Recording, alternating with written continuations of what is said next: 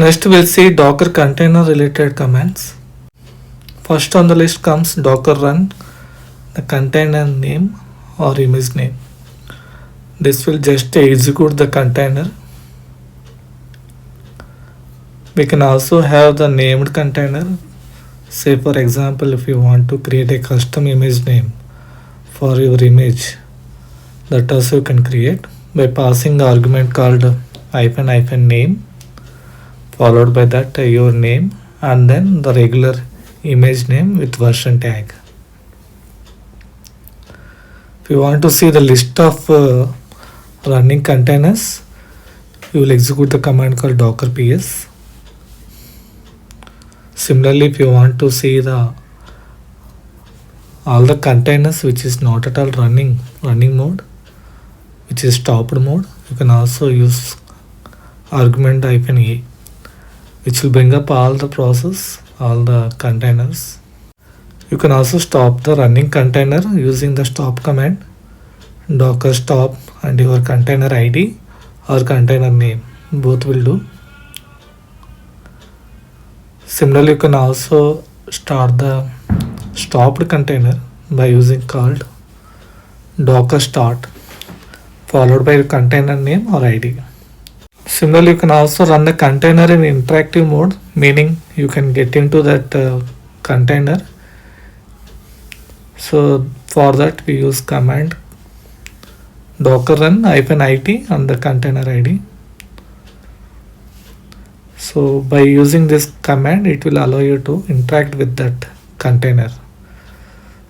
So in the next step, you can also see I can also telling the command to execute in the shell mode.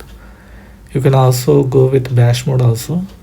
So here docker run -at container name followed by with the interactive mode you want to do, whether it is shell mode or bash mode, you can give it in the end. Similarly, you can also remove the container.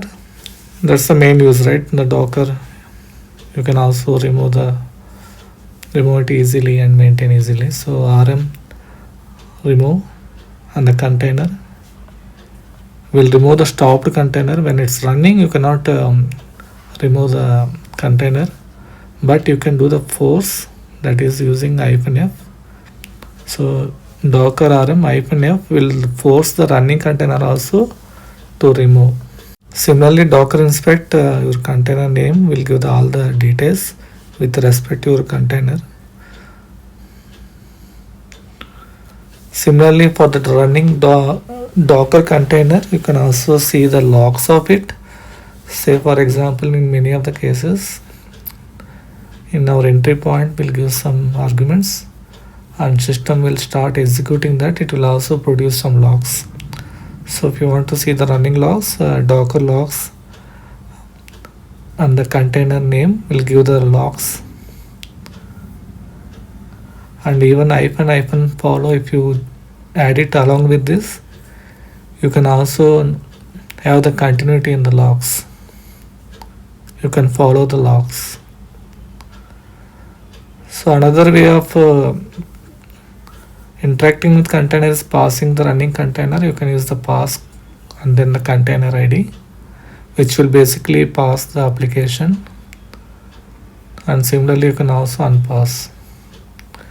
This is very helpful during the debugging situations.